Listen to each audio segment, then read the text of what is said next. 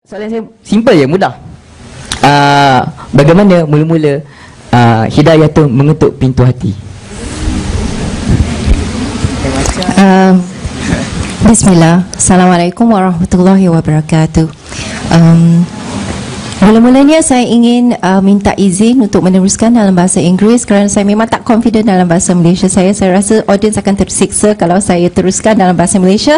So please allow me to continue in English. But if I speak too fast or if you don't understand me, please put up your hands. I'll be happy to answer. I'm sad to say actually my story is not as... I think I was not as blessed or fortunate as my co-panelist to be one of those people who actually search for answers in their life. In fact, I think I was the opposite. And my fear is that there are too many people like me outside in this world who feel that they're very complete the way they are. Life is good, there's nothing really wrong, why should I search? I mean, all these questions about God, no God, is there a purpose to life? There is no purpose to life, is there life after death? I won't really know, so why should I even ask? And if I ask, the people who tell me are human beings just like me, so why would they know any better than me? I was a little bit like that. Maybe let me start by saying how my life began. I was born, alhamdulillah, into a wonderful Buddhist, wonderful Chinese family who happened to be Buddhist. The usual, not Buddhist in the true sense, which I later learned.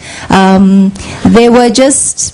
Basically, my mom grew up praying to the idols because my grandmother taught her to, and probably my grandmother was taught by her great-grandmother too.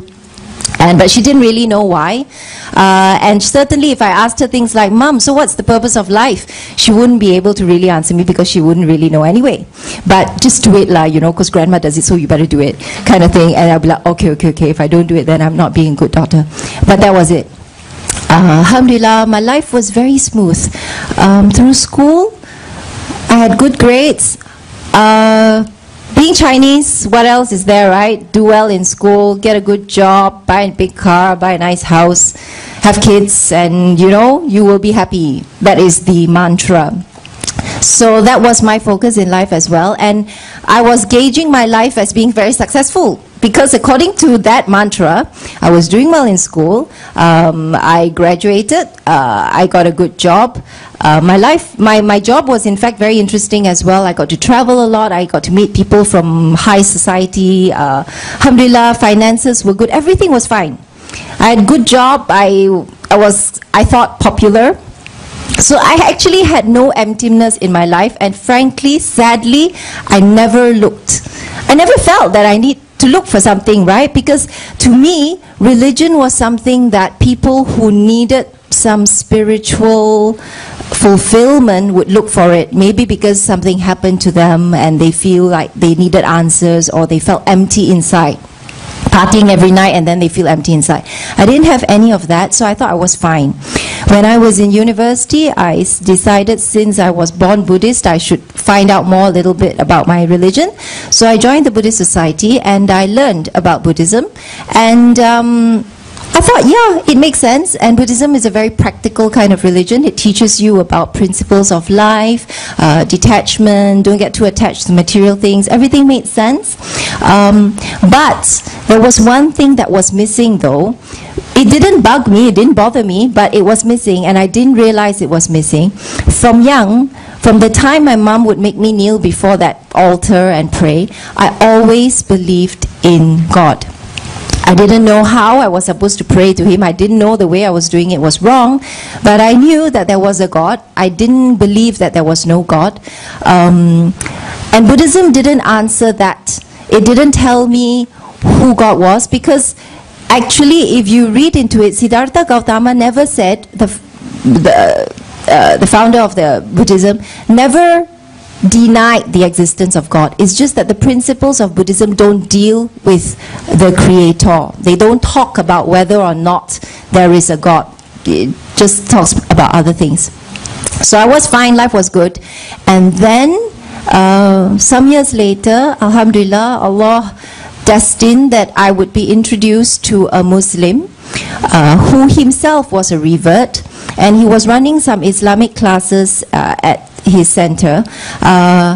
And I was very surprised because he became Muslim when he was a teenager, and by that time he had been Muslim 30 over years, and he was having classes in English. So first of all, that was a shock to me, because I thought Islam is Malay, right? How come there's Chinese people like teaching Islam in English? So, and then I went to the classes, and then there was like, oh, it's all Chinese people. And then I saw, oh, Indians. And then I saw Mat Saleh. So for the first time, it struck me that Islam was not Malay. And then I said, okay, fine, let me go find out what it's all about. And frankly, I was shocked. I was very, very shocked to discover what I discovered about Islam. It answered questions which I never thought to even ask myself. And that when I realized, when I had the answers to it, and I realized if I had asked, I couldn't find the answers anywhere else. And I can tell you, I'm a lawyer by training, by the way, so I am trained to think logically.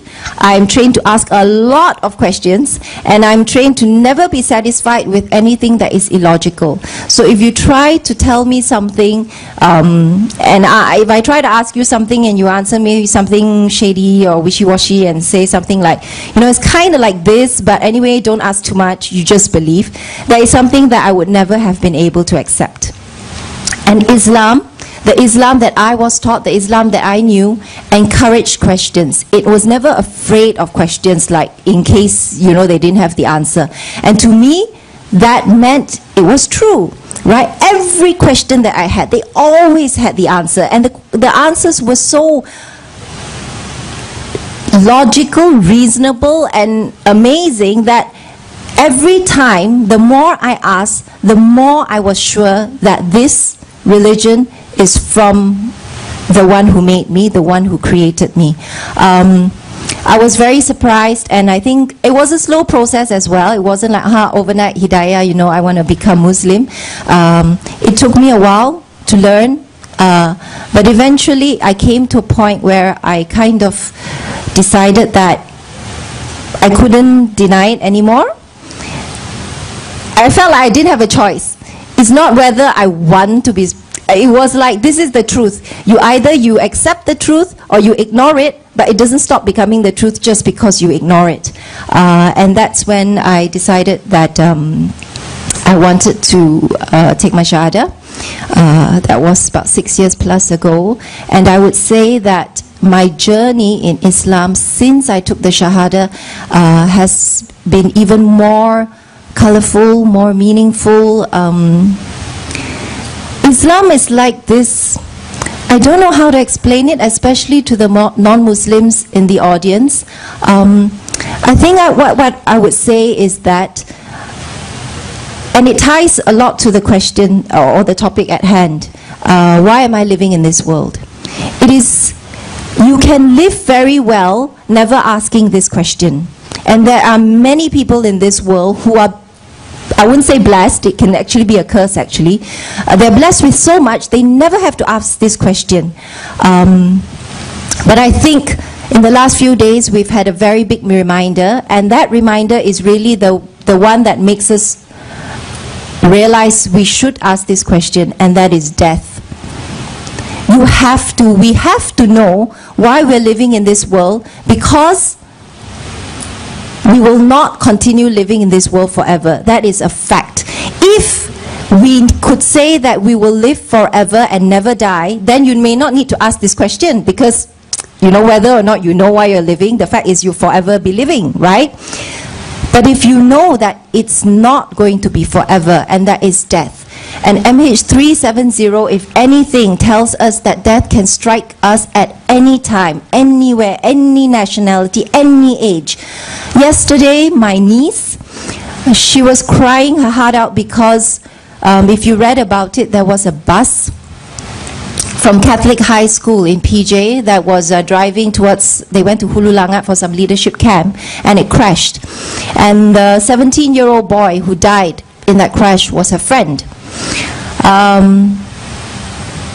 You die at 17, Chinese boy, Catholic high school. You know, It doesn't mean everyone gets to live until they're 70. It doesn't mean that everyone will have the chance to get a good job, buy a house, buy a car, and get married. You could die tomorrow. And then that makes you ask, so if I'm going to die, then is there something that I'm meant to do while I'm still living? And the next question is, why should I know if there is something that I'm meant to do while I'm still living? If there is no difference, whether you know or you do not know, it's something out there anyway. When I'll die, I'll find out, and it wouldn't matter anyway for me to know now, then you wouldn't have to search, and you wouldn't have to find the answers. But, and as Islam tells us, as Allah has told us, and the believers here will tell you, we know the one who has made us has told us, in fact, the one who has made us has warned us that this life is only for a short while. For some people, it's shorter than others. Some can die as a teenager, some die when they're older. But the point is, everybody eventually will die. And then the one who has created us has told us, after you die, there will be another life. And that life is the hereafter.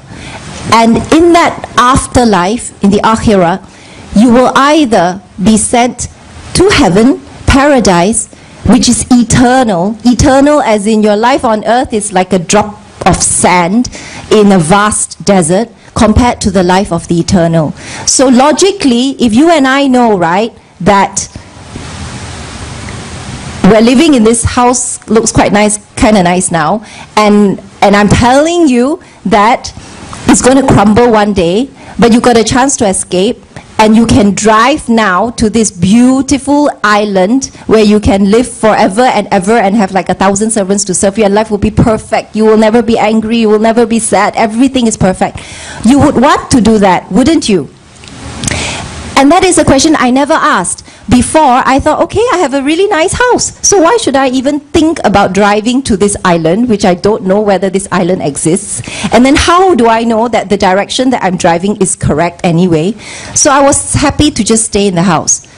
But I was blind, because I didn't realize that one by one, all my neighbors, the houses were collapsing around me. I mean, it was very obvious, okay, that everyone will eventually die. So when it hit me, and when I learned about Islam, and I found all these answers to questions which I never even thought to ask because I was very blind, frankly, I saw the beauty of it, and obviously I wanted to get in the car and drive to paradise, you know. And there is a warning. Islam, Allah comes to us with glad tidings as well as a warning. That if you don't believe in His message, then it will be hellfire for you forever and ever, and just as a drop of sand in this life versus the rest of your life in hellfire. And it's very scary. To the one who really believes, it's very scary. For the one who may or may not believe, I'm telling you now, you know what? Your house is going to crumble anyway. Whether you like it or not, your house is going to crumble. Because find me a single person in this world who has escaped death beyond 150 years old, 160 years old. That doesn't exist, right?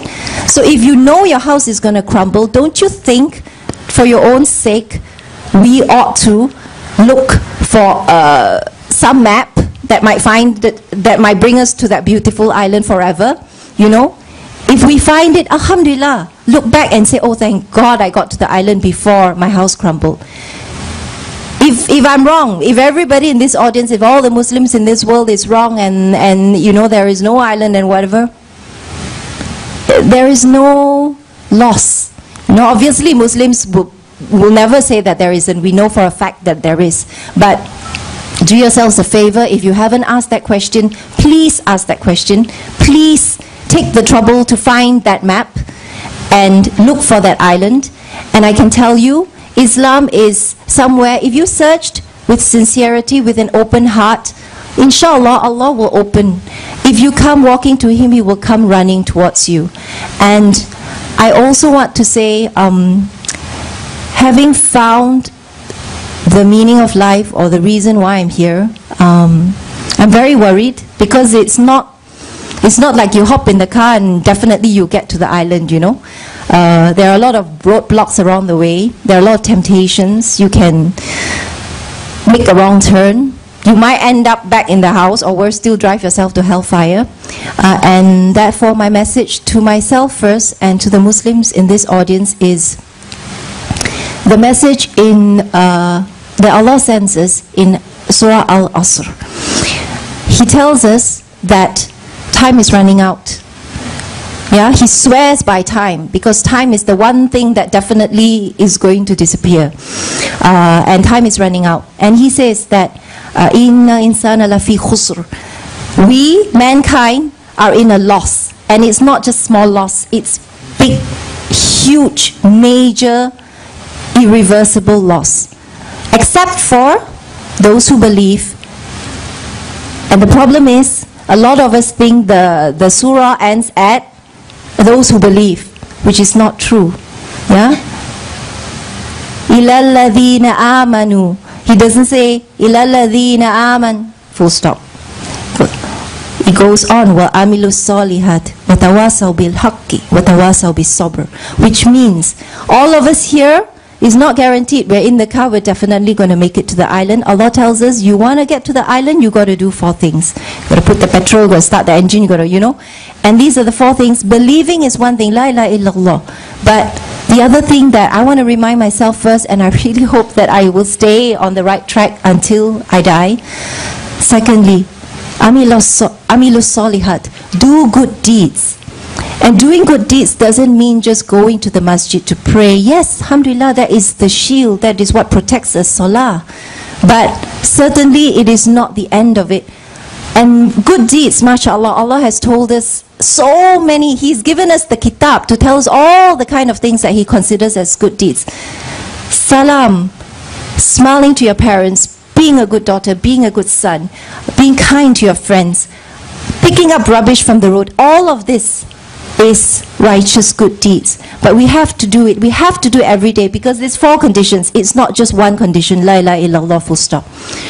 Thirdly, he tells us, وَتَوَاصَوْا بِالْحَقِّ, calling others to the truth. And this is something that I feel really sad about, because as a revert, I feel that when Allah gave me hidayah, He gave me this huge blessing that there is nothing in this world that can compare to it. If He did not have mercy on me and guide me to Islam, I would be lost forever. And I am sad to say, until that day that I went to meet that person, the Muslim, Revert, who taught me about Islam, nobody ever taught me about Islam. I had many friends. I had a lot of Muslim friends. Yeah, maybe not too many, but enough. Not a single one told me what Islam was. I did not know about Tawheed. Nobody told me don't pray to the idols. Nobody told me that there is only one God. Nobody told me I had a chance to get to paradise, and if I didn't believe that I would go to hell, nobody warned me.